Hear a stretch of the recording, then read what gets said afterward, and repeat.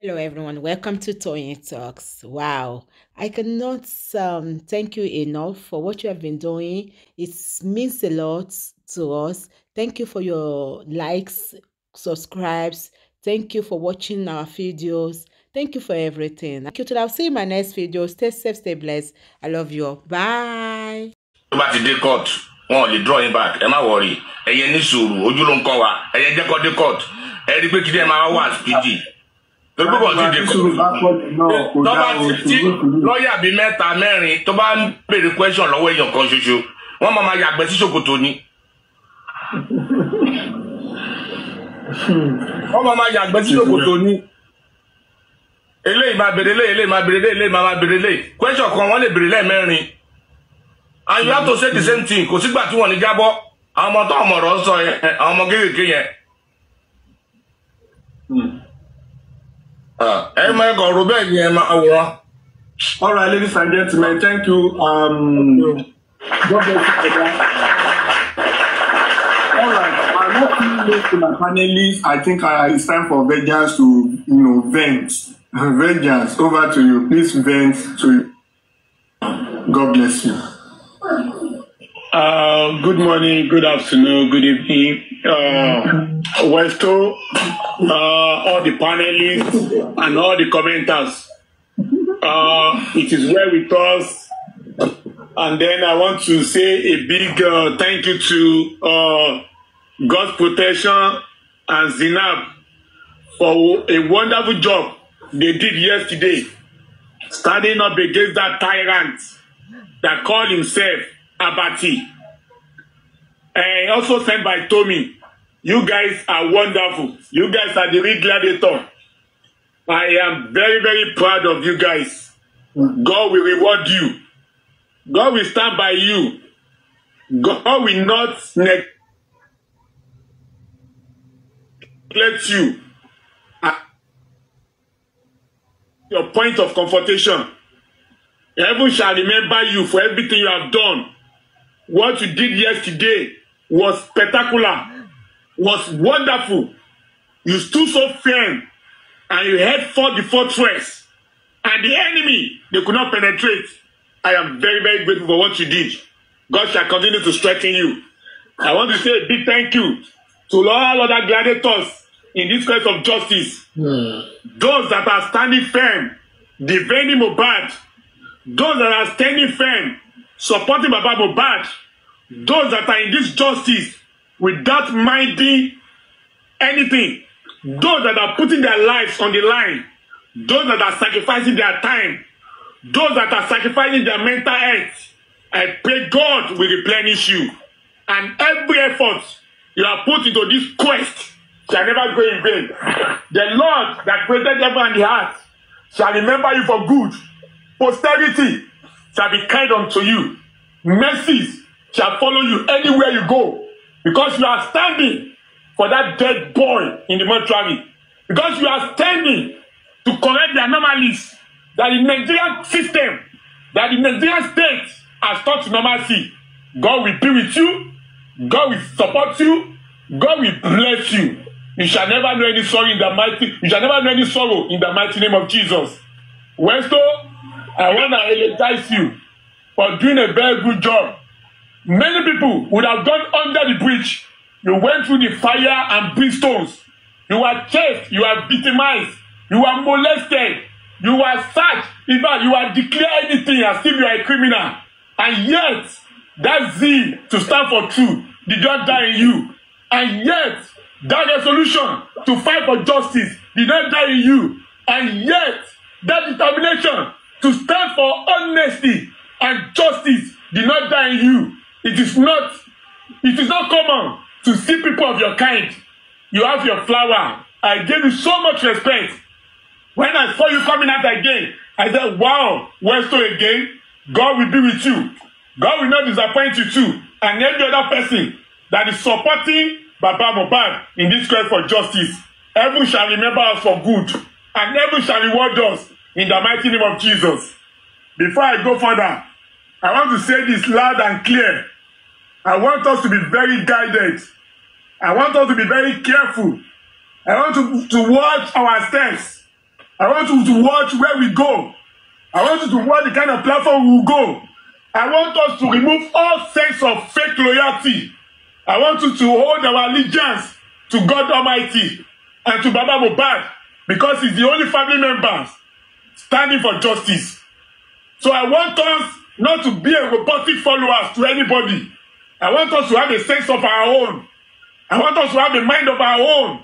I don't want us to be swayed with lies and deceit. Even many people that look like they are standing today, some of them are falling. So don't be a loyalist to any platform. Don't be loyal to anyone. Be loyal to your conscience. Let God be your standard. Know that what you are doing it for a cause, not because somebody is doing it.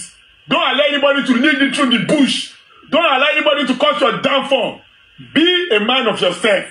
Be a owner of your conscience. Be a owner of your opinion. Stand by your decision and don't be swayed by lies that are moving from right, left, and center now. Because I tell you, there are many lions in sheep clothing. There are many animals in human clothing. There are many deceivers. There are many people that are peddling lies that will tell you Mr. A says this, Mr. B says this, just because they want to cause issue. Let us be wiser and let us be smarter, because God is involved in this case. I said it. Everything we will do that will bring cost upon us in this justice for Mohbad, don't let us do it. I'm not talking about people that pick up on people anyhow. I'm talking about defined cause. There is something that is particular and spectacular about this conquest. It is divine. Everything we do, everything anybody does, there will always be a reward. So when somebody tells you, drag this person, and you have not seen the reason to drag that person, don't jump into that battles. Watch your battles. Select your battles. Don't just be a follower alone.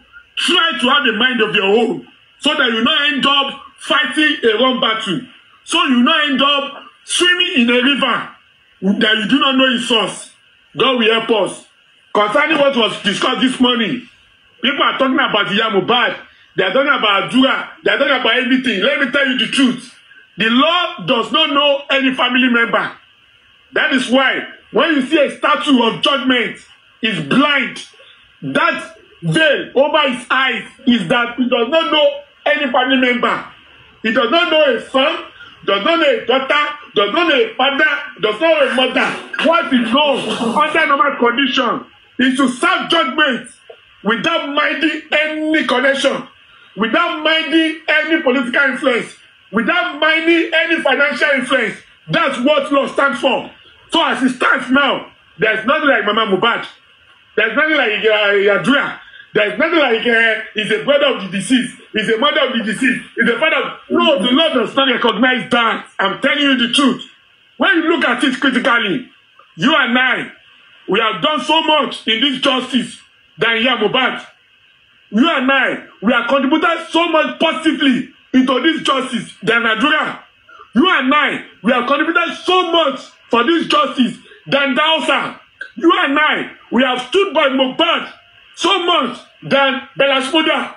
You and I, we have sacrificed enough time, enough mental stuff than all the so-called friends that call themselves friends to Mohbad. You and I, we are the real family of Mohbad. Forget about all those that are joined by blood. We standing at this time of molestation, at this time of victimization, at this time of intimidation, we are the real family of Mohbad, not Mohbad, not Dausa, not Adura. I'm telling you, the posterity will remember us kindly more than it will do for Mohbad, more than it will do for Adura, more than it will do for Dausa. So we are the real family. We are the one holding forth. We are the one fighting. We are the one at the war front, calling shots, asking for why Mohbad was killed, asking for who killed Mohbad, asking for judgment for Mohbad that died mysteriously in his house. We are the real Mohbad friends. We are the real Mohbad family. We are the real Mohbad fighters, not the so-called family. Those people, they don't matter to God. I always say it. When God is coming for a judgment, God does not look at the personality. He does not look about who has the secret. He does not look about who knows how it happened. God will come and will come mercifully. Even the one that thinks he has the secret will confess without him knowing it. The one that thinks he has the secret will confess without her knowing it. Don't let us be talking about those that have been turned to liabilities. Don't let us talk about those whom he has turned to liabilities. Don't let us talk about those whom he has made to conspire against the truth. Don't let us talk about those that have given their souls for a price of porridge. Don't let us talk about those that have negotiated contracts even with the loss of their son. They are inconsequential to God. They are inconsequential to God. God will do what he will do. He is the Lord of all things. He said, I am the Lord of everything. Is there anything impossible for me to do? That was what God said. And when you look at it, there is nothing impossible for God to do. There is nothing impossible for that immortal to do. Because he is God of all nations. He is God of all flesh. He is God of all bones. There is nothing God cannot do. I want us to be seeing God in this case. There's no point celebrating anybody. There's no point pampering anybody. There's no point patronizing anybody. There's no point waiting for Mohbad to come and say the truth. There's no point saying Mohbad should go and meet Baba Mohbad. There's no point saying Baba Mohbad should go and meet Mohbad.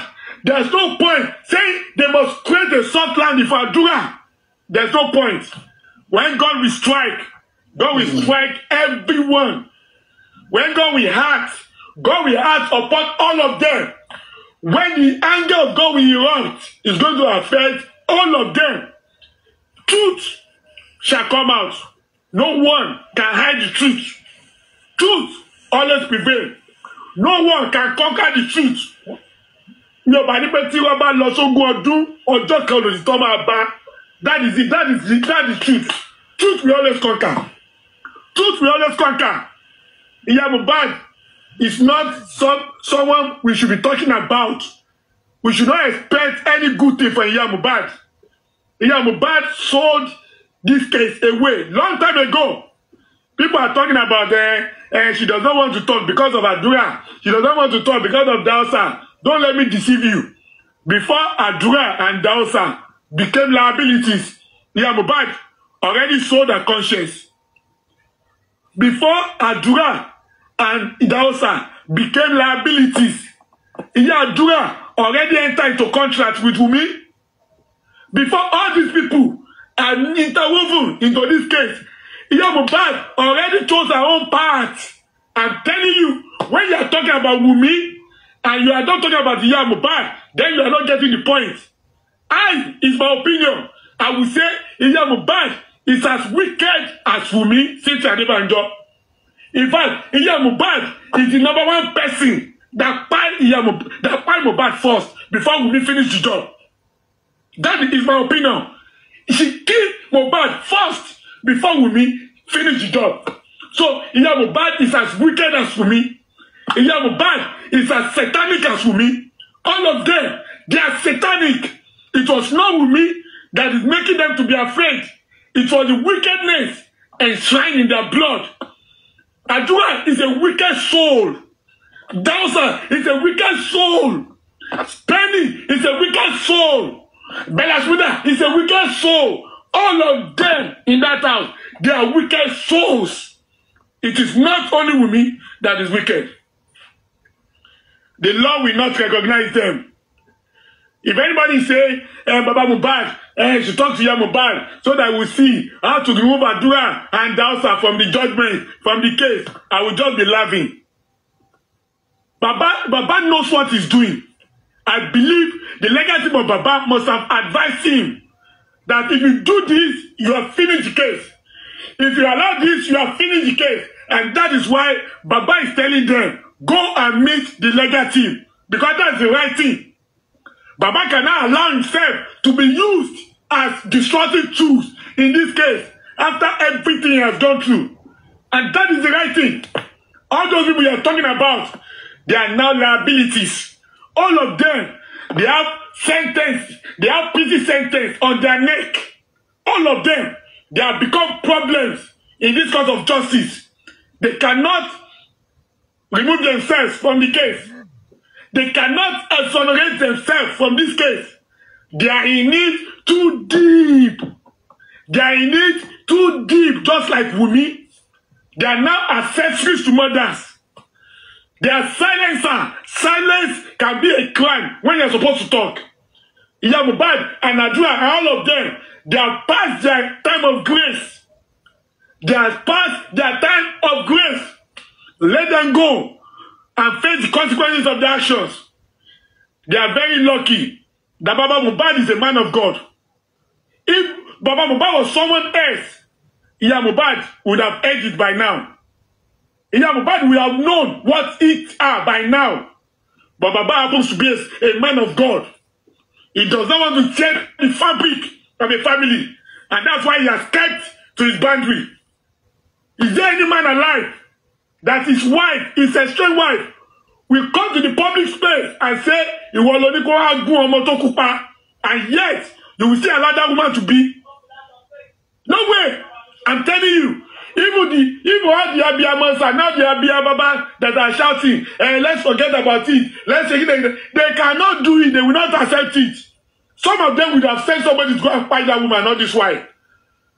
So why are we taking advantage of Baba lineage later? Why are we taking advantage of the man? You're not saying, Eloma negotiate. I just laugh at the way some people think. God will give us justice, and God will do it in a miraculous way. If it requires some people running mad for us to have justice, they will run mad. If it requires some people, why? For us to have justice, God will fight them. If it requires some people going to Kolo house because of this justice, they will go. God will sacrifice anything sacrificable to give us justice. God will not compromise this justice. God will not look at personality to serve this justice. God will not look at political office holders in Lagos State to serve us this justice. God will not look at the police officers in Lagos State to serve us the justice. God will not consider the judiciary to serve us the justice. The justice shall come. And when it does, it shall come mightifully. Let us all remain guided. Let us stay united and cautious. Let us mind our steps. Let us mind our utterances, so that we do not share in the causes that we follow those that are organizing this justice. So that we do not share in the causes that follow those that we antagonize this justice. Let us work according to our conscience. Let us give it all it takes. We are fighting a battle, and it is a battle for the survival of the soul of our dear country. It is the battle for the survival of the future you and I we desire for our children. So let us continue to do everything we are doing to make sure that Mohbad gets justice, because there are many Mohbads that are in Nigeria. There are many Mohbads that will still be born. There are many Wumi that are in Nigeria as we speak. There are many Wumi that will still be born. So let us use this as a fight to finish, to make sure that the thunder does not strike twice in the same place. Let's call a spade, and let the devil be ashamed of himself. Let us work hard. Let us give it all it takes. Let us be supportive. Let us work wholeheartedly and make sure that Mohbad gets justice. We are on social media, but we are fighting a war too. Those in the court, they are fighting the war. We that we are here too, we are fighting a war. Let's make sure that we do not lose the war here. And let the lawyers in the court make sure they do not lose the battle too. Let's be fighting hands in hands, side by side with Baba Mohbad. Because as long as some people think it's not perfect, it's the only family member fighting for justice. As imperfect as he is, he's the only family member standing for justice. So let us continue to support him. Because without him, all our grievances, all our clamoring, all our shout here will be useless. So let's remember him in prayer. Let's support him financially. Let's support him in every aspect of life, so that God can give us that bountiful reward. All our desire. Grievances. It is well with us. Clamoring. WESTO, God bless you. All the panelists, God bless you. All those hosts in other places that are fighting for this justice, God shall bless you too. All the commenters, God shall bless you. Your efforts will never be in vain. It is well with us. It is well with us. It is well with us. Thank you very much, WESTO. Thank you very much. Like I said, this is one voice that never looks alike on this app. A lot of time people have talked to me to say that I sounded like some people, like my voice and some people are almost the same thing. But this is, you know, and at times, I remember the days of Mandy. You know, a lot of people would say Mandy sound like someone, WESTO sound like someone, this sound like someone. But this is Rangers that have not seen the person that they have compared with, you know, Rangers when it comes to voice. And, you know, at everywhere you go to talk, it is always bomb, bagbo, bagbo. So I can see people are hailing you there in comment section on their behalf. All right, Rangers, God bless you. Continue to use your voice for, you know, justice, and may God hear your voice too, and all our secret prayers. We will never do it in vain by God's grace. We've all sacrificed one or two things, and we'll continue to do until we get justice. We move on. I don't want to take anyone's time. It should be the turn of, it's supposed to be First Lady, but I'm not going to go to First Lady now. First Lady, you are part and parcel of us. Let me entertain Yemi. After that, I will go to Duke. Then we'll rotate it. So, Yemi, please unmute your mic. Let's hear your opinion, and please, let us try as much as possible to let our contribution be such that, you know, will bring about justice and that will be helpful to the cause. Thank you, Yemi. You have the floor. If Yemi is not there, then I will not waste time. I will just go to Mr. Duke immediately. Mr. Duke, please unmute your mic. And if Mr. Duke is not available, okay, Mr. Duke. Good morning, everybody. Good morning, Mr. Duke. Good morning. Thank you. Good morning, everybody. Good morning, WESTO. You know, thank you, you know, for this morning. Thank you, Vengeance, for your voice. It's always encouraging. You know, we need people like you to keep on helping us. You know, not most of us are not the same, so we need other people with big voice to actually speak out. But what I want to point out is, I know this dude that came this morning, Obotowala Arroyo, and I know that he has given us condition. And I feel when they say there's negotiation, I think this is part of where we should be looking at that. Don't think by negotiation not to join. Then now you see someone coming out to say that there's a problem. You know, these two kids will have to be replaced or trade by barter for something. I don't think Vita Wai see is Olori Kolori show Kolori save only or to wale. It doesn't matter whether you join justice or you don't join justice. And Ati Bere, need Mohbad go for it is family own family Mohbad tele. I think they thought it was just immediate family. So family go to Bashi, family go this. It's common sense. We don't have to beg you to come and give us justice for someone that buy. We're all in the same community. In Kota and China, that fight for even go by your God Marshall. So when someone is not saying the main person is there, somebody close, but even if Baba decide to settle, I'm telling you, this does not stop the justice. Because eventually, yes, Baba can decide to say, okay, they will give him all his property and everything. But we are not sharing in Mohbad's property. We are only sharing in the success of this justice. That's what we are after.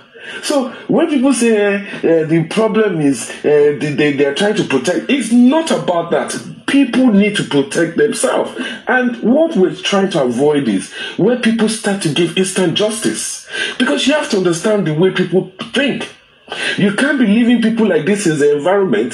Àwọn apakojaye, àwọn enablers tó máa enable ẹlòmíì pa ọkọ ẹ̀. Àwọn enablers tó máa enable ẹlòmíì ẹ̀bá mu ọkọ ẹ̀.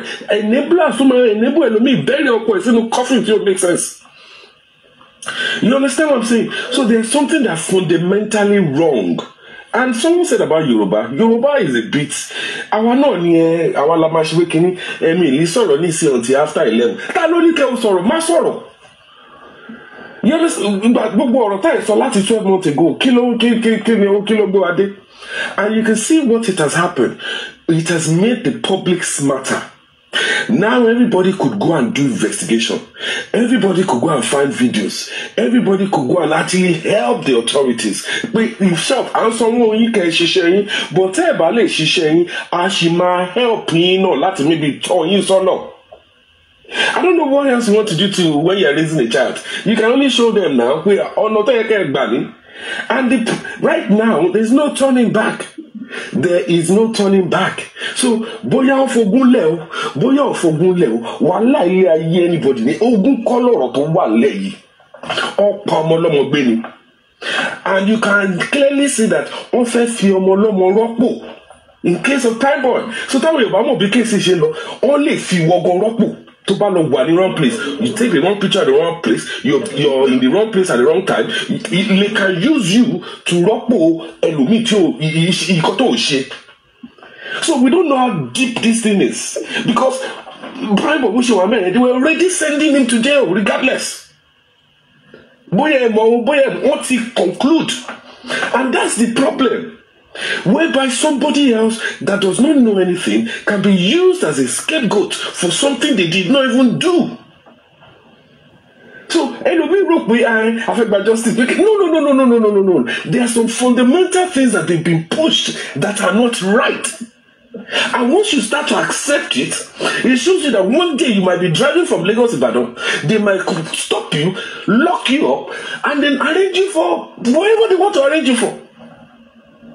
So I want your model to fight and be because I think you need to understand because of budget. And then when you have people that have come, they've said something before, and now they are coming to say something again, and then now they are coming to say something in the future.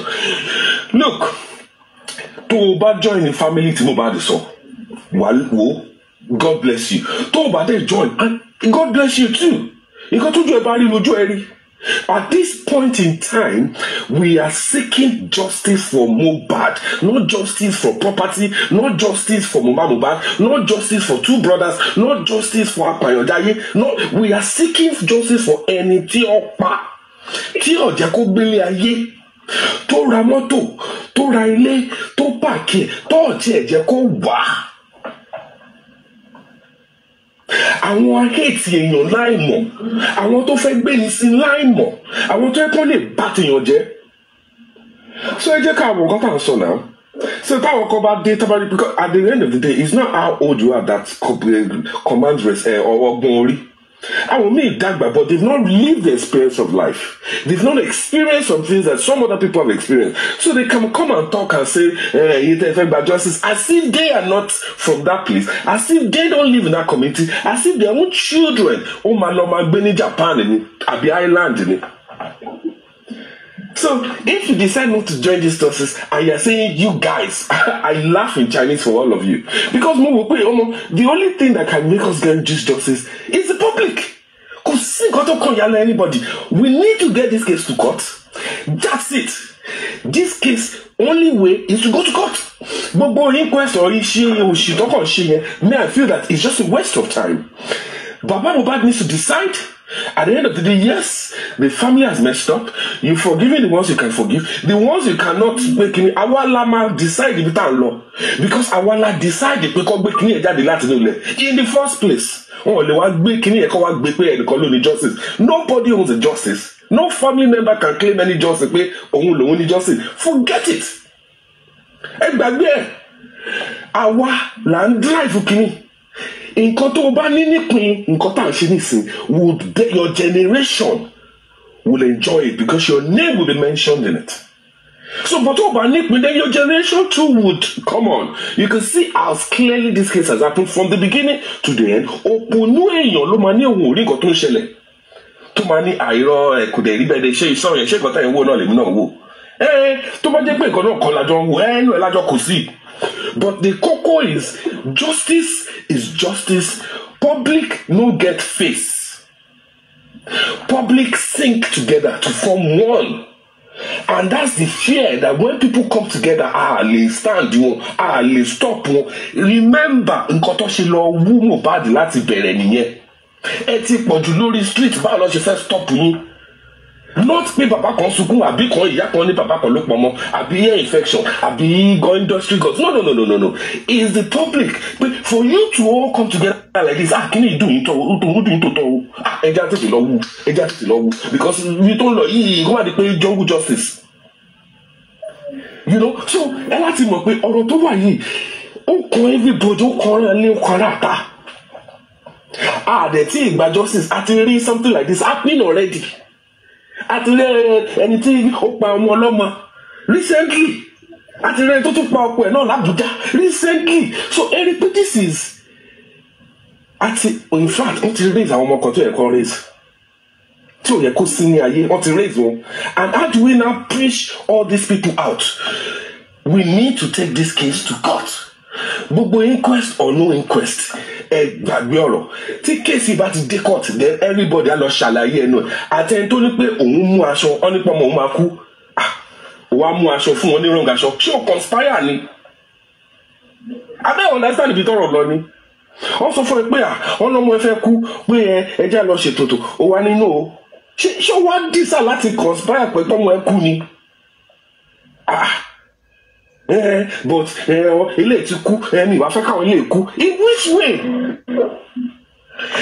Justice is for Mohbad's family. You will have the right to now choose which one are you. Are you Mohbad's family or you are against his family that he spoke about? So everybody coming up with different alágbára kan àwọn kan ní òdíjẹ́ ká no. No. The main thing is people don't have a choice now. You need to come out and take yourself out of this question.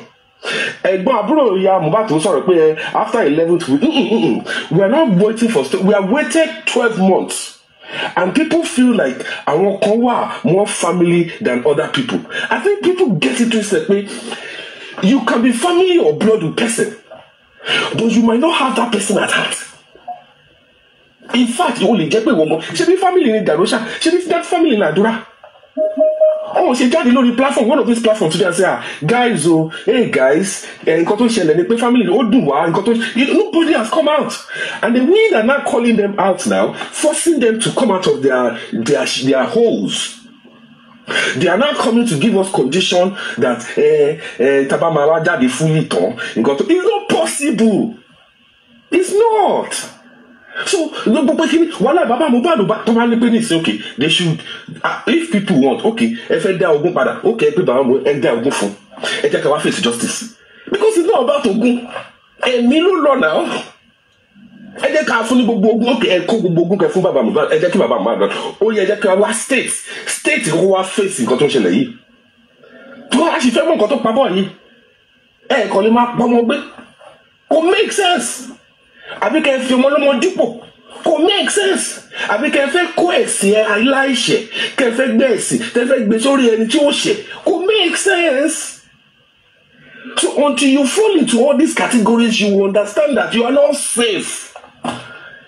Àlòmí gbọ́mọ ọ̀dọ́ ní ìṣẹ́ ọmọ ọ̀gọ̀dọ̀ ń pa àbálá ń pa àwọn alápá ẹ ti gbọ́ tó ń sọ káàkiri you know it's quite sad. We are going down, jáde wá kó wá sọ nǹkan pé kíkọ ẹ jẹ́ ká motivate wa to come back together. Only when we do that tẹ́ bá lọ wo candle light bẹ̀rẹ̀ that fear yẹn ló jẹ́ kí ìjọba tètè lọ wú ọ̀bọ̀ ọkùnrin fear pé tí àwọn people yìí bá ya nǹkan á bàjẹ́ nǹkan á gbóná. So wọ́n mọ̀ pé for you to do that ẹja tètè lọ wú wọ́n lè wú tó kí lọ́ tún ṣe wọ́n kàn lọ gbé sí kọ́nà kan ẹ tí wọ́n bẹ̀bẹ̀ pé ẹja ẹ ṣe ti ṣe autopsy ẹ ṣe ti ṣe wọ́n rí pé àwọn ti sọ́tù yín nígbà yẹn. So the nǹkan tá a máa sọ ní ìsinmi pé how do we get this case to court? How do we get people back interested in this case? How do we bring people together? Because the more we get louder, the more the fear starts again. Wọ́n tún ti ń sọ̀rọ̀ kínní, ó lè lọ yíwọ́. So me, ni much láti, just to give us how things can actually put ourselves, to lè connect our gan fúnra wa. So everybody ẹ sọ ti yín o. Mama Mohbad ó fẹ́ yọ àwọn ọmọ ẹ kọ́ ló máa yọ wọ́n kọ́ ló máa defend wọn because wọ́n dé ní court òun kọ́ ló máa sọ̀rọ̀. Gbogbo ìtọ́jà ń fa ọmọ káàkiri tó ń romọ́ṣọ nínú corona inquest tó ń gbé lábẹ́ jáde nínú ilé táwọn kan faint táwọn kan ṣe that one won't happen in the court.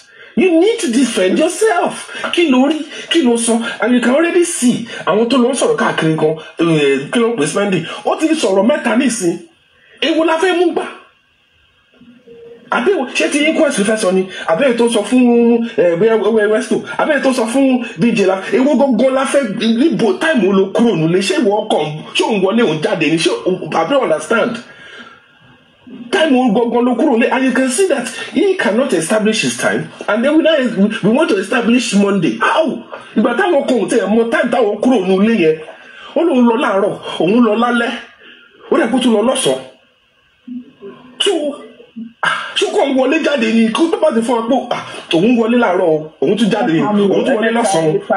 Òun wọlé ó ń jáde. Òun wọlé jáde. So tó bá ti sọ pé òun tún so gbogbo time tó ti ta ti sọ pé tó ti mention yẹn ó láti sọ nǹkan tó ń ṣe nínú ibẹ̀ yẹn ó lè wá sọ pé òun lọ ó wọlé mọ́ lálẹ́ ó lè sọ pé òun wọbẹ̀ mọ́ lọ́sàn-án ó lè sọ pé òun wọbẹ̀ mọ́ láàárọ̀. So everybody needs to come and defend himself. Kò dẹ̀ sí pity ojú pity ti fọ́ tí yóò bá lè sọ fún ẹ pé èmi nìpínlẹ̀ and obìnrin sometimes women need to advise women. Because I don't think it's men that are supposed to do this. Ìgbà téèyàn sọ tó wá jáde tó ní èmi nìpínlẹ̀, èmi nìbẹ̀rẹ̀, èmi dẹ̀ ní ẹ̀ndẹ̀, what is that? Ṣé o ti gbàgbé ni ìwọ́n náà ló wá ń padà bọ̀ ní ìsìn pé àwọn méjì kan wà bẹ́ẹ̀ tó ò fẹ́ kọ́ lọ sẹ́wọ̀n? Ìpínlẹ̀ Òṣìwọ́. So, in as much that some people have forgiven her, and we are not in the place to forgive her or not. You understand? We're not in the place to forgive her. Ọlọ́run àti orí Mohbad ló gbọ́dọ̀ dáríjì. Because ó ti mess the boy up from in life and in death. So regardless, ìwọ ló ní ẹ ṣaṣangele, ìwọ ló tún náà tún ṣaṣangele mọ́. Are you come on? So jẹ́ ká bẹ̀lẹ̀ all this want to come together to come together wàhálà ilé ayé nǹkan tó bá forí gbé yẹn. Thank you so much guys ẹ ṣé gan.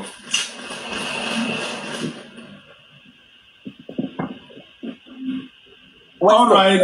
That is Mr. B. That was a wonderful one. I was supposed to have asked him a question, but he left already. I can understand his pulse. I can feel his pulse. It's not healthy. Nevertheless, let me just try to go to the next person because I don't want to take anyone's time. Okay, Miss Yemi, right? Yes. Okay, please you have the floor. Please go ahead. Good morning, panelists. Good morning, everybody. Good day to you. Permit me to speak in Yoruba because the man saw English in biti mo wa ibi iṣẹ́ ni mo wà. Àwọn ìbò tó wà lẹ́gbẹ̀ẹ́ náà máa já sí nǹkan tí mo sọ. Mi jẹ́ ní dárúkọ orúkọ Mohbad. There is no problem. Please go ahead. Ní much láti sọ láàárọ̀ yìí. Just a little advice fún ìyá Mohbad.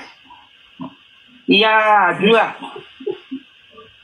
tó bá mọ nǹkan tó fẹ́ ní wákàtí owó tí wọ́n ń dá fún ẹ yẹn kó tètè lọ wá lọ́ọ̀yà tó dágájíá kó lọ wá sàn tó dágájíá torí gbogbo ebi ń pa mí òtútù mú mi tẹ́ ń ṣe nínú corona inquest yẹn torí tó bá gbé dé criminal court tí wọ́n gan tó bá wúkọ́ níbi tó jókòó sí wọ́n á tì ẹ́ mọ́lé kó lọ wá lọ́ọ̀yà tó dúró gidi ó ti ṣaṣangele lọ wá ṣaṣangele padà nísìn bàbá Mohbad kan ló fẹ́ dájọ́ o èyí tó ń sọ tẹ́ rìn gbèrègbèrè káàkiri tẹ́ sọ pé kí ìyá Mohbad àti bàbá Mohbad kí wọ́n come together. Kò sẹ́ni tó ní kó má come together, they are husband and wife. Tó bá wọ̀. Sorry. In that, I want to ask a question. Can you just give us a little advantage and little disadvantage of their coming together? What advantage did we have? What disadvantage did we have? So that people can know that it is not based on sentiment. And I want the next speaker to also say that. What are the advantages in case they come together? Disadvantages, let me first say, because advantages kankan. Disadvantage to wà fún bàbá is too high. Because for justice. Yes. Tí woman yìí bá ní opportunity earlier age láti ṣe bàbá ẹ̀ níbi. For a mother of a son of a child to come outside tó dẹ̀ mọ̀ pé ẹni yìí náà ló ṣọlọ́kọ ọmọ yìí wá sáyé tó jáde tó ní ìwọ nípìnlẹ̀ iṣẹ́ tó ní tó bá fẹ́ mú jòsí ọmọ bó ṣe lè mú jòsí. Come on, kí ló dé wáyé táwa Yorùbá tá ń ṣe báyìí tó yẹ pé bàbá ẹ̀ ti kú ńkọ́. Tó bá jẹ́ pé nǹkan ti ṣe nǹkan ṣe mọ́ àìsàn tó ti wà lára bàbá yẹn gan bó ti wà that man need therapy ṣe mọ́ àìsàn tí bàbá yẹn ti gbé sára akọrin physically ni èèyàn kọ́ máa ó jáde it's because of our wickedness òun gan ó dangerous ju Wùnmí lọ ó dangerous ju Wùnmí lọ ó jáde èmi ni ìyá Mohbad o wọ́n ní má sọ̀rọ̀ ni o wọ́n ní má sọ̀rọ̀ ni o Wùnmí ti bẹ̀ mí. What kind of a mother is this? Wùnmí ti bẹ̀ no problem. Ní Wùnmí ò bẹ̀ but mo bẹ̀ ni o yàdúrà. Ṣọwọ́ owó tó ń dá fún àwọn abiyamọ ń dá fún ẹ̀yìn àti tó bá ní lọ́wọ́. Má tújọ́ o bójú wo lápò níwọ̀n náà máa lọ gbà kó tètè lọ gba sáàní báyìí. Sórí criminal court tẹ́ lọ yẹn àti ọmọ ẹgbẹ́ ọ́ ní kò pé ní bí wọ́n ní bẹ́sà ní àdúrà ni o kó tètè máa kọ bó ṣe máa sọ̀rọ̀.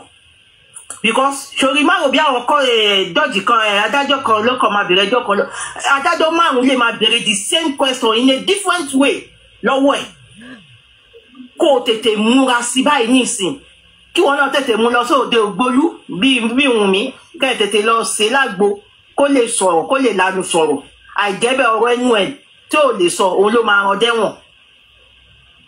So they can kill Mohbad they can kill that boy. No, it's not Mohbad. Sorry. Hey, please hold on, please, I'll come back.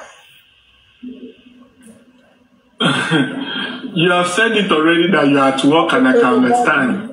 It's like your colleagues at work, or probably your guard they come. So you now base it on we can understand, no problem. We'll wait for you to come back, and anyway, it is well. Let me not waste time. Let me go to the next person. I see a lot of requests there, but please, I'll be doing it one after the other. Before I go to the next person, let me just ask First Lady. First Lady, will you allow me to go to is it a boy or her boy or something? The reason why I don't want to go to that prince yet is that that prince is a friend of the house, and I think we should entertain those who seems to be a new panelist, compared to those we used to know and those that are regular. So should I go to Aboy? Olaolu, I'm going to meet you. Okay, thank you. All right, let's go to Aboy. Aboy, please unmute your mic. All right, good morning, everybody. Thank you very much for this opportunity. Yeah. This is the first time I'm speaking on the platform. And, for coming for the first time, a round of applause. Thank you very much. All right, thank you. Thank you very much. I greet everybody, the panelists and everybody. Okay. Firstly, I want to start on a certain thing who come up láàárọ̀ from that man who came to speak on this platform. Okay. Do you listen to the man, sir? Yes, I listened. Right. Go ahead. He said two things. Timothy, that I want to address. That is number one. He said, ilẹ̀kùn kan wà nílé lọ́dọ̀ bàbá tó ṣí sílé tó ṣí síta. Don't disturb with justice. ó dẹ̀ tún sọ pé ó dẹ̀ tún advocate fún bàbá pẹ̀lú ìyá Mohbad come together so that kí justice lè wà pé but ìyá Mohbad ó máa prevent kí neither Àdúrà nor Darusha come and go down. Àbí ṣe kan tó sọ nìyẹn. Bẹ́ẹ̀ni sà, ẹ gbà sà. Number one, ilẹ̀kùn tó ṣí sílé tó ṣí síta ṣẹ́rí ọ̀tẹ̀ wà nínú àwa Yorùbá gan ọ̀tẹ̀ wà nínú wa gan kò sí tàbí ṣùgbọ́n kankan in my opinion ibi tó ń lọ gbogbo wa ló mọ̀ àfi tẹ́ bá dẹ̀ mọ̀ ẹnìkan náà táwọn èèyàn accuse all the while ibi tó ń refer sí nìyẹn. Ẹ má yẹ ká conclude sir, opinion yín ni sir, but I'm enjoying you. Thank you sir. Òun mi ò ṣe go further than that. Ṣé o pé ó yẹ kí hit yẹ pé ẹni báyìí ló sọ but. No. He actually mentioned the name before he quickly reversed back.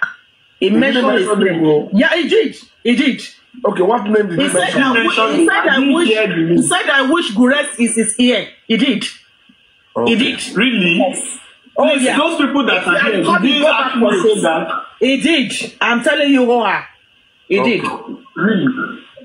Tó bá jẹ́ tó tọ́nu sọ bẹ́ẹ̀, àwẹ̀ ẹ jẹ́ ká fi yẹn sílẹ̀ because ibi tẹ́mi ń lọ náà ni ó sọ̀rọ̀ àǹdí ibẹ̀ yẹn. Mo sọ pé ọ̀tẹ̀ wà náà àwa Yorùbá gan tó pọ̀. Ibi tó ọ̀tẹ̀ yes, ó wà náà àwa Yorùbá tó pọ̀. Although anyway, ẹ má jẹ́ ká expatiate upon that. Jẹ́ kí n lọ sí point number 2. Point number 2 pé ìyá Mohbad bàbá Mohbad kò sí nǹkan tó ń jọ bàbá gan máa ń sọ nú àwọn ọ̀rọ̀ tó máa ń sọ pé tó bá jẹ́ ìyá òun kó go down tẹ́ bá gbàgbé just like Mr. Duke said it if not for public ibi tá a dé ìyá àní débẹ̀ because wọ́n ti ṣiṣẹ́ yẹn wọ́n ti pa ọmọ yẹn wọ́n ti pa àpagbé wọ́n dẹ̀ ti bury ẹ̀. Left to the family, left to Iya Mohbad family, left to Aloba family, nothing can be done afterwards. But public grows up. But no, we cannot accept. But no. So government now being fearful, they came into the scene and they rescued the situation. What did they do? They exhumed the body. After the exhumation, Falana came into the picture. Wọ́n introduce corona ìbẹ̀láwà tí dé ní. Going along that line, gbà táwọn ọlọ́pàá ti ń tu o, ọlọ́pàá ti mọ̀ nǹkan tó ṣẹlẹ̀. Ẹ má jẹ́ ká tanra wa. That is our country, that everything is possible. Àwọn òfin kan wà fáwọn kan, àwọn òfin kan náà wà fáwọn kan. Ọlọ́pàá tó gbọ́dún kéèsì yẹn, wọ́n ti mọ̀ nǹkan tó ń ṣẹlẹ̀. Tẹ́bà gbàgbé the last statement a gbọ́ tọ́lọ́pàá sọ fún sí bàbá pé bàbá ẹ̀ẹ́dẹ̀ lọ sin ọmọ yìí ohun tó ṣẹlẹ̀ ti ṣẹlẹ̀ mistake ti wáyé ó ti wáyé. Are you telling me that police don't know what happened? But the reason why they are protecting, why they don't want to go the way we are going is because of the personalities that are involved. Ẹ má jẹ́ ká tọ́ra wa tó bá jẹ́ pé somebody like Buhari Lashini as head of state. By now, nǹkan tá à ń sọ ìkọlẹ̀ wọn máa sọ ṣèbẹ́yìn ìgbà yẹn láti rí tàbídá tó ṣẹlẹ̀ kíákíá kọ́ ló wá solution ṣèbẹ́yìn ìgbà yẹn láti rí tòṣogbo tẹ̀lé kíákíá la rí solution. Woman yẹn lóṣogbo ó pa ọkọ ẹ̀ kò dẹ̀ fún ọkọ ẹ̀ gan lára pé òun máa pa lórí kíni ó nítorí pé ó fẹ́ fẹ́ ìyàwó mi ni o. She now went out, invite ọlọ́pàá agbanipa Ogbewale ẹni yẹn ò mọ̀ ó tilẹ̀kùn mọ́kọ ẹ̀ ó fún ṣe dáadáa wọ́n lá pírópíó wọ́n jẹun wọ́n ṣe gbogbo ẹ̀ ó dẹ̀ mọ́kọ yẹn wọ́n dẹ̀ ṣe é ṣu tìbí fóònù ọkọ yẹn ibi tó tà sí ibi bẹ́ẹ̀ ṣùgbọ́n ọlọ́pàá náà ló ṣe investigation yẹn ibi tó ta fóònù ọkọ yẹn sí lọ́ọ́ ti rí solution pé kó tó di pé ìyàwó yẹn náà wá jẹ́wọ́ pé òótọ́ ni òun ló ń ṣe ìbá àbà amọ̀kan tó ń ṣẹlẹ̀ bọ̀ṣẹ́ wá rí kéèsì gangan ẹ má jẹ́ ká tọ́ra wa ìyá Mohbad coming up ó sòótọ́ kò sòótọ́ she is going down tàbá tọ́ra wa ní pé kó máa bọ̀ she is going down and one fact mo de tún wá rí nu ẹ ní pé ṣẹ́rí àdúrà pẹ̀lú dàrúṣà àwọn mẹ́ta ló back tẹ́lẹ̀tẹ́lẹ̀ but àwọn ẹni tó jẹ́ ẹni tó kó note back yẹn ẹni àwọn yẹn ti ditch ẹ̀ ìyẹn ni àṣànà ó ti rí pé kò sí kankan tó lè rí lọ́dọ̀ àṣànà ẹni tó kù tó protect ní àdúrà pẹ̀lú dàrúṣà àwọn méjì yẹn ló protect tí woman yẹn bá wọnú life bàbá yẹn I bet you with everything in me ó bó ṣe máa mú bàbá yẹn kúrò lọ́nà lọ́wọ́ because bàbá is the reason why we are fighting. If not for the Baba, me and you will not be talking about justice for Mohbad. See about wọlé tó máa yẹn lọ one time, second time, because Baba ò ní gbà to make Baba to accept. Ó máa ṣe aburú fún Baba ni now. Tí Baba ò bá dẹ̀ sí ní tí ò bá sí ní picture mọ́, tell me, who are you to fight this justice again? So the fact pé ká encourage ìyá bàbá kó bá yà sọ̀rọ̀ èmi ò support here. I tell you this for fact. My God told me the revelation will come at his time. Ẹni tó máa lò ó máa lò ó. Ìyá Mohbad ọ̀nà ìyá Mohbad. Fọláṣadé ọ̀nà Fọláṣadé. Ẹni tó máa lò ó máa lò ó. Revelation yẹn máa jáde. Àṣírí máa tú. That is the assurance that I got from my God in this case. But no way. Ẹni tó máa lò ọmọ kékeré náà àgbàlagbà ó máa lò for this bàbá yẹn ti ṣe kinní kan ó ti fọ́lọ́run níjà yẹn láti jà ibi tí bàbá ti wá Ìkẹrẹ́ ló ti wá náà ní Ìkẹrẹ́ oh my God àwọn ará bí wọ́n fò lọ́sàn gangan tó bá fẹ́ wá justice àti wá justice jáde through that maze but olóhùn ò ní go bàbá lóhùn ò ní go that route olóhùn máa ṣe kíni olóhùn máa lọ olóhùn máa tọ Ọlọ́run lọ. Gbogbo nǹkan tó jáde ṣe bí benefit of pé ó bọ́lọ́run sọ̀rọ̀ ni kò ṣe pé gbogbo kò ṣe mọ̀mọ́ ṣe wa mọ̀. Look at Karima only coming to validate all the opinions, all the thoughts we have had.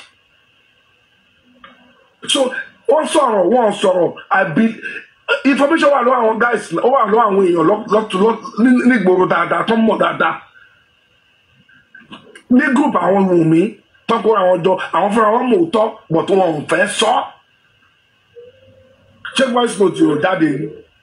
Ṣé ìbẹ́ tó ṣẹlẹ̀ níjọ́ ẹ̀gọ́ ni òsì lọ́wọ́ àwọn èèyàn ni? But àsìkò Olúwa ni ká dúró dé àdúrà ní ká tẹra mọ́ pé Olúwa fàṣírí wọn. God will tí Ọlọ́run ò bá dá síkẹ́ẹ̀tì gọ́ọ̀mẹ̀ntì ló máa bá wọn fà yìí government will step it down tó yẹ pé nobody will see the light. But with God, everything is possible. That's my belief. So, ìyá Mohbad, I encourage you to go speak because she 4 months after that she came back into that guy's life. 4 months after to padà wá sí life ọmọ tó jẹ́ abandoned after 15 years. He came back 4 months after the boy left. The boy got missing. And this is the only last grace to save that boy. She has a last grace. Baba sent for her. Okay, Baba ma ṣe ọmọ wa ká ṣe kíní kan ká ṣiṣẹ́ fún kíkú tó ń bọ̀ kó lè ó tún ní God. Ó ní ìwọ wá rò pé bóyá nìkan lọ máa sọ wá ó rò pé máa dá ẹ náà ni mo kàn gbé ẹ mọ́ra náà ṣé ìyá ilẹ̀ ní kó má bá kó wá bá bàbá wa justice ẹ jẹ́ ká tutọ́ ìdànù lójú ikú ó dìnnà ìbọ̀bọ̀ yẹn ikú yẹn dẹ̀ wọlé wọn dẹ̀ gbọ́ ọmọ yẹn mi ọmọ tó bí ẹ wá sọ pé kó wá join ní bàbá láti wá justice ó tún ní ọmọ síbẹ̀ àbígbẹ̀ yẹn lọ fún bàbá yẹn ọmọ yẹn tún kọ̀.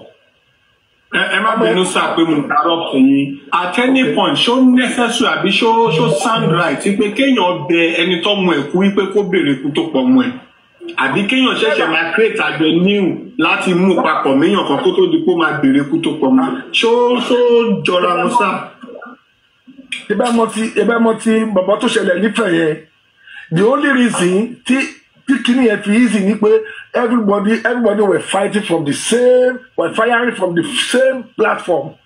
Bàbá ìyàwó àbúrò ẹ̀gbọ́n the same part everybody want to kò ṣe scatter báyìí Wùmí kó yín jọ ó kó gbogbo yín jọ ó ti wá fòṣì wọ̀n ẹ́ ó ṣe wá ara ti wá ta ẹ́ ó ti wá wò pé ó dálẹ̀ o ó lè dọ́là kó dálẹ̀ o ta ni ò mọ̀ bọ́ ṣe ń jẹ ta ni ò mọ̀ gbogbo nǹkan gbogbo ìtumọ̀ òwe tó ń pa fúnra wọn. Ebi we can't just be cursing them but ogun ọ̀run fúnra ẹ̀ ti curse wọn. Why are we lè sùn náà? Àwọn tó àtàwọn tó wà lábúrò àtàwọn tó wà ní kò sẹ́ni tó lè sùn bẹ́ẹ̀ information tó lè jáde lẹ́nu bóyá ó lè jáde lọ́la. Nobody can have the peace. Ọmọ yẹn tọmọ tó strong ni but ó máa dùn mí pé wọ́n lè mú ọmọ yẹn lọ bẹ́ẹ̀ yẹn. So in a nutshell, sir, every suggestion pé kí bàbá àti màmá kó padà is a no-go area. No for me. No for me. No for me. All right. Justice Thank you. In its natural habitat, justice yẹn máa jáde, ẹ jẹ́ ká fọkàn sí, justice will come. Thank God for Baba for standing by the truth and maintaining this stand.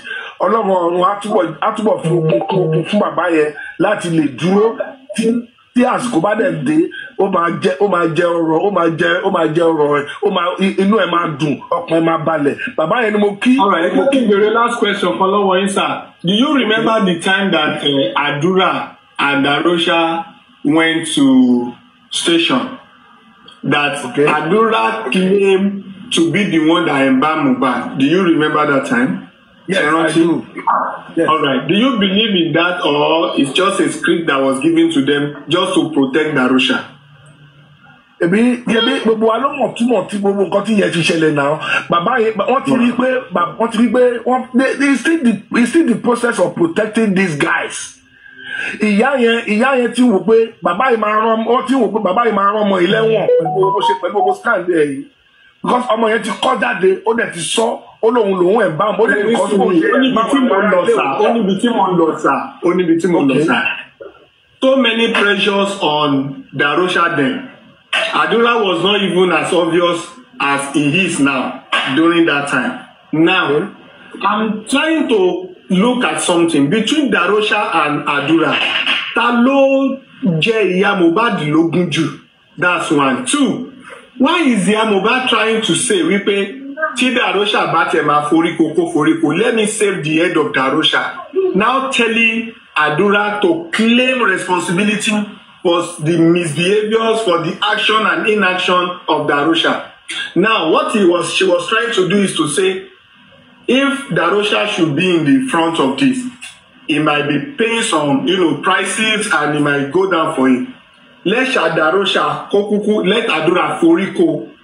So, is Mama Mohbad trying to say she prefers Adura to go down for Darosha? That is the part I want us to get. Simple answer, my brother. Simple answer.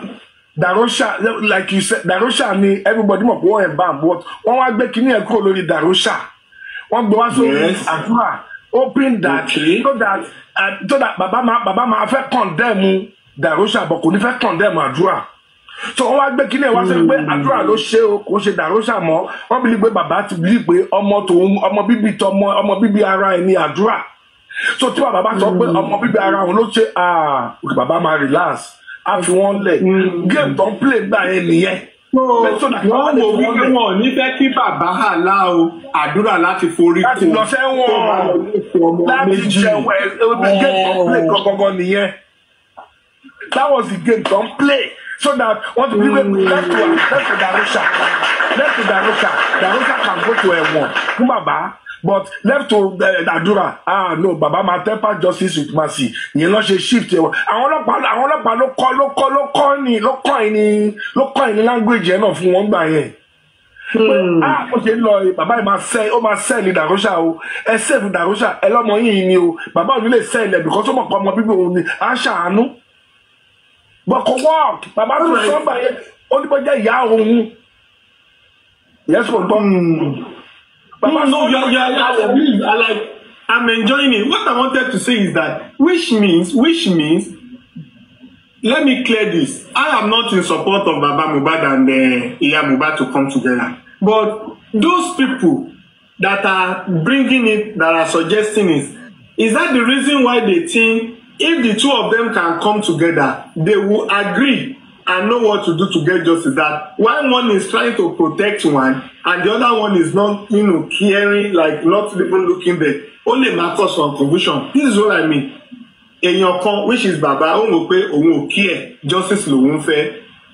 Ẹ má dẹ̀ jẹ́ ká parọ́ fúnra wa, kò care náà á máa rò lẹ́gbẹ̀ẹ́ kan bọ̀. Let me not go deep into that. But there is one that is saying nothing must happen to Darosha, nothing must happen to Adura. And there is no way we can look for justice and it will not hang on like summer tí ò ní taba àwọn méjèèjì. Ìyá ń protect ó dẹ̀ lóhùn wá justice. Reason tó fi ní kó tètè lọ sin ọmọ.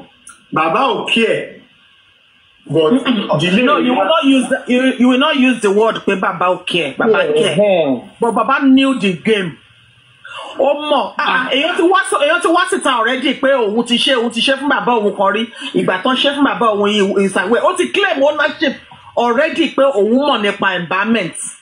Ètò wọ́n sígbà táwọn ọmọ Nàìjíríà yìí mọ́ lọ́wọ́ ló ṣe wò pé what have I done to myself? So ló ṣe fẹ́ change the story. Ẹ mọ̀ kó tí mo mean by pé bàbá ò care wípé even if Adura is going to be implicated, Baba doesn't care. That is what I mean. Is that what you're also addressing? Baba will fight for Adura the same way if he's fighting for Mohbad. In any circumstance, he's a real father. No. Kani Adura náà ni wọ́n pa. Mo mi àní ẹmọ kan tó ṣẹlẹ̀. Tó bá jẹ́ wípé at the earlier age tí kò yẹn ṣẹlẹ̀ kí ìyá Mohbad kó ti mú Adura kó wọ́n ti explain gbogbo nǹkan tó ṣẹlẹ̀ fún bàbá yẹn ni bàbá lè fight. Kò sí ẹjọ́ lọ́wọ́ bàbá mọ́ nìsín. No. Gbọ́ mi yé mà. Wọ́n tí mo tọ́ láti sọ ni wípé àṣà abiyamọ tí bàbá jẹ́. Bẹ́ẹ̀ ni mà. Kò ní gbà pé kò ní kàn tí kádókè níbẹ̀ yẹn bọ́ ṣe kó yẹ pé nǹkan tó ṣẹlẹ̀ sí Mohbad Àdúrà ló ṣẹlẹ̀ sí. Bàbá máa dìde bó ṣe dìde fún.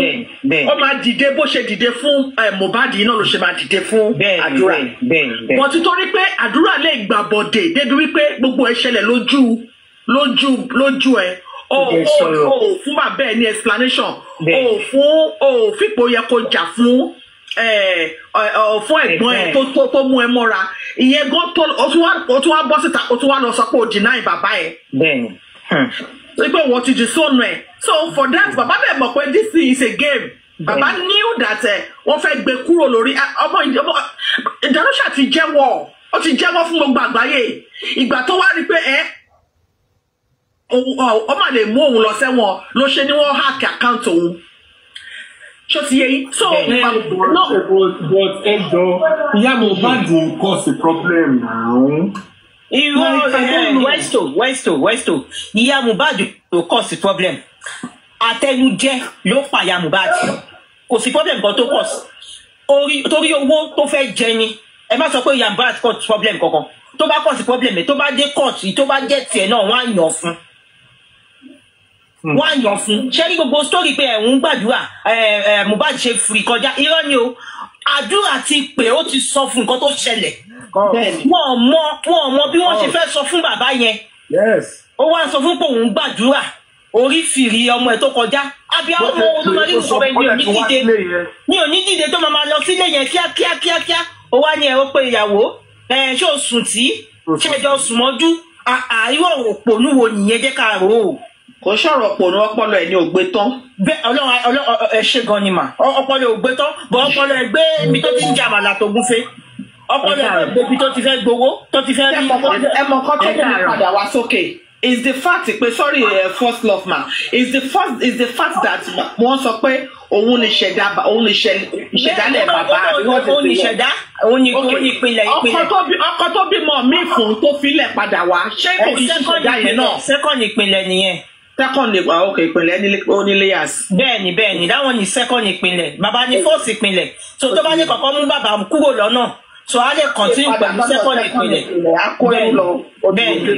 ok ma ẹ̀yin mọ́mì ẹ jọ̀ọ́ ẹ jẹ́ kí n béèrè question yẹn jọ̀ọ́ kí lẹ fi ipò jẹ́ reason tí blessing because agbọ́nu story wọn pé blessing àti bàbá they used to be very close kí lẹ fi ipò wá fà á tí blessing fi stay aloof now. ṣe rí nǹkan tó ṣẹlẹ̀ níbẹ̀ yẹn obìnrin lèmi náà ṣe rí blessing ó tẹ̀lé ọ̀rọ̀ ìyá ẹ̀ ni ó ti gbàgbé gbogbo nǹkan tí bàbá wọn ṣe fún wọn bọ̀ lẹ́yìn ọ̀rọ̀ ìyá ẹ̀ ni blessing tẹ̀lé ipe ẹ ṣe wá fẹ́ ṣe tígbà tó bá support bàbá ẹ ṣe o fẹ́ kí àbúrò ẹ àti Darusha ṣe o fẹ́ kí wọ́n lọ sẹ́wọ̀n ibi tí ó wà yé yẹn sí ni wípé ilé ọkọ lòun wà gbogbo nǹkan tó ṣe yìí tó bí àwọn ẹbí ọkọ òun ò rí. ẹ má gbàgbé pé Wùmí ò láìkí Blessing o. ẹ gbàgbé Wùmí for now ẹ má ti mú Wùmí wọ family ọlọ́ba là ń sọ̀rọ̀ ṣe rí wípé kò mọ̀ pé ilé ọkọ lòun wà ilé ọkọ làwa náà wà náà ilé ọkọ lòun wà pàṣọ tá fi nà ya lẹ́nu because bó ṣe wà yẹ ọmọ máa ṣọ lọ́wọ́ ṣọ lẹ́sẹ̀ nídìí ilé ọkọ ẹ̀ ni any little mistake tó bá tó wá ní ẹbí ẹ̀kọ́ owó ìyàgbọ́n lọ́mọ òun ṣèbí bí yẹn náà ṣe bú wà nìyẹn. irú ṣíṣọ́ wo ni wọ́n fẹ́ ṣọ tán fẹ́ ní kó má fight justice fún ọmọ ìyá ṣíṣọ́ yẹn tí mo mí kọ́ nìyẹn wípé any little mistake bí there is a little misunderstanding láàrin òun àtọkọ ẹ̀ wọ́n á rán sílé but tó bá jẹ́ pé ọmọ tó rántí ìyà tí bàbá yẹn jẹ lórí àwọn she is supposed to stand firm kó dìde pẹ̀lú ìlérí olúwa àti bàbá ẹ̀ pé bàbá mi a gbọ́dọ̀ wá nǹkan tó pa ìlérí olúwa yìí. Okay. But ó wá sún sẹ́yìn. Ó tún wá sọ̀rọ̀ sí bàbá ẹ̀. Mr. Olúfẹ́mi ọ̀rọ̀ tí mo fẹ́ sọ yìí mo mọ̀ pé tẹ́ bá ti fẹ́ ṣàlàyé gẹ́gẹ́ bí àgbàlagbà ẹ bá fi ọgbọ́n àgbà tó. But for me èmi ò support kò dẹ̀ lè possible and I will not be party to it. But with all of this our explanation now ó show me ni wípé àwọn tí wọ́n bring the suggestion yẹn angle tó fi ń bring the pẹ̀lú explanation wa yìí wọ́n fẹ́ ní points from their angle ipe bóyá tó bá papọ̀ tó jọ speak in one voice wọ́n á jọ fẹnu kò pé wo má jẹ́ ká bò èèyàn justice ọmọ wa ìlànà. Westo ẹni sùúrù ṣe fẹ́ sọ fún mi pé nígbà tí àdúrà pé Blessing pé ẹ̀gbọ́n òun kú ṣe fẹ́ sọ pé kò sọ nǹkan tó ṣẹlẹ̀ fún ni come on ó ti ṣàlàyé nǹkan tó ṣẹlẹ̀ fún ó mọ ẹni tó pa ẹ̀gbọ́n ẹ̀. Ṣé Blessing yẹn kọ́ wálé yẹn kó dúró pẹ̀lú bàbá ẹ̀ kó fa àdúrà mọ́ra kó ṣàlàyé kó tètè wá solution but Blessing ó ṣe kí ni ó dúró ó go silent. Ṣebí bàbá náà ọ̀rẹ́ bàbá tó sọ̀rọ̀ gbà yẹn bàbá àbúrò bàbá ni wọ́n ní Blessing ti pe bàbá. Kò sí mọ́ ṣe máa fa kéèsì tí wọ́n ní wọ́n. Àdúrà wọ́n máa wọ àdúrà kò sí wọ́n yẹn fẹ́ fa kéèsì tán ní wọ́n so no matter the shield of protection. Ó ní mo ṣe sọ wípé gbogbo owó tí wọ́n ń dá fún ìyá Mohbad ní ìsìn kó máa ná kó tètè lọ wá lọ́ọ̀yà kó tètè lọ wá sáànì tó dángájíá torí wípé àdúrà máa go down. Nítorí ẹ máa gbọ́ ẹ̀mí sùn ẹ má bínú ṣé tá a bá fẹ́ jẹ́ ọ̀ṣàká ká já ọ̀ṣàká o tá a bá fẹ́ jóṣoko ká jóṣoko ṣé rí ká máa ṣe ṣákálá ń ṣokolo kò lè fún wa ń justice ẹ máa gbọ́ òun lélẹ́yìí o. If we want Adura to confess and we want to drill Adura, there is no need for Sanu. Sanu will package everything and make everything go smoothly. Wọ́n lè fún ní response ìbọn tó máa yọ́pọ̀ lórí ẹ̀. Meanwhile, tó dẹ̀ ní more road. So, tábà ní pé kí ìyá Mohbad tètè lọ máa wá sálẹ̀ kó gba sáà fàdúrà. À ń sọ indirectly ní pé call up protect Adura because lawyer will be paid and they will do their job. They will deliver. Tí ìrìbí téèyàn ti pààyàn báyìí tán rí bọ́ lọ́wọ́ ẹ̀ tó dẹ̀ yìnbọn fún yàn gbàm. Tó dẹ̀ ní good lawyer tó dé court tó dẹ̀ sọ pé kò mọ̀ kankan mistake ni kò mọ̀ pé ó rò pé toy gun ni kò mọ̀ wípé original gun ni so we are the blame. No, in this case ọ̀rọ̀ yẹn yàtọ̀ sí àwọn in this case anyway somebody has to represent him. ọ̀rọ̀ yẹn yàtọ̀ sí ìfẹsàlàyé. Westo Cherry there are two things now. Sister Yemi sọ̀rọ̀ yẹn pé Blessing Blessing wá sọ́dọ̀ Blessing ti pretend pẹ̀lú ìyá ẹ̀ ṣe mọ̀ pé ìyá in a nutshell Mama Mohbad ló speak Blessing to come off the back of Mama Mohbad ìyẹn ló ṣe fà á sọ́dọ̀ so that means pé Blessing Adura nínú àwọn mẹ́ta tó bí fún àwọn méjèèjì ó ń win àwọn méjèèjì over. Ok, ẹ jẹ́ kí n understand the proposal ẹ má bínú o àwọn tí wọ́n ń suggest kìíní yẹn kí lẹ́yìn rò pé wọ́n ń rò kí lẹ rò pé wọ́n ń rò. ẹ jẹ́ kí wọ́n sọ kìíní kan after this I will come down now. ṣẹ̀rí nítòótọ́ àwọn èèyàn suggest pé kọ́ come together. But kí lẹ rò pé wọ́n rò what is in their mind before that suggestion what do you think so that their mind is that kọ́ lè fojú aṣebi àwọn náà mọ nǹkan tó ṣẹlẹ̀ they want it to come from them because they are directly involved. Again, they want that solution, that revelation to come from them. But autonomy mind the mommy Mohbad, the mommy Mohbad said don't forget that Karimo has been saying, "Iya Mohbad, it's time for you to talk." Ejade, Emma Buenumo, like. Kí ni Ìyá Mohbad bò tí ó sọ? Kí ló dé tó òun náà sọ̀rọ̀ tí òun náà mọ̀ ní ṣàbúrò ò sọ fún yín. No, Karimo lè má sọ̀rọ̀ tí ò bá sọ̀rọ̀ ó ní reason tí ò fi sọ̀rọ̀. Ok, ṣé Ìyá Mohbad wà ló bá wá sọ̀rọ̀? Ìyá Mohbad wá sọ pé àdúrà mọ̀ ń pa ẹ̀ Dàróṣà mọ̀ ń pa ẹ̀. Ìyá Mohbad ló lè sọ̀rọ̀ kí láti fi máa ń If we want to stop all this analysis, let's wait. If we want to stop all this analysis, kí ló dé táwọn bàbá gan ṣe ti sú ìgbà tó jáde tó wá ṣe tó wá sọ rubbish wípé bàbá ló ní kan lọ gún èèyàn kan pa. Ìdílé tẹ ẹ pé mọ̀mí fọ́gbẹ́ mọ́kọ́ tó ṣẹlẹ̀ ṣẹ́rí bàbá yẹn ti gbé petition lé lórí.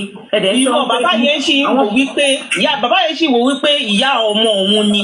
Nǹkan tó wá ń ṣẹlẹ̀ sí iná ni nǹkan tẹ́yìn náà wá fi pé wọ́n wò pé ìyá àwọn ọmọ wọn nísì tó bá súnmọ́ wọn nílà títà dànù. Ọ̀rọ̀ yẹn ti wọ́ o, àwọn ọ̀rọ̀ yẹn ti wọ́ láti ilẹ̀. Wait, let me say this one. Ṣẹ́tìrì tí wọ́n bá mọ̀ pé àwọn àkọsẹ́ wọn kọ́ ni now ó yẹ kí wọ́n àwọn legal team yẹn ló yẹ kí wọ́n mú mọ́ra kí wọ́n isolate ẹ̀ kí wọ́n gba gbogbo kan tó máa gbà lọ́wọ́ ẹ̀ and bó ṣe lò lọ́dọ̀ ohun mi tán dọ̀pẹ̀ yẹn náà ṣe máa dọ̀pẹ̀ kó padà wá ní high court.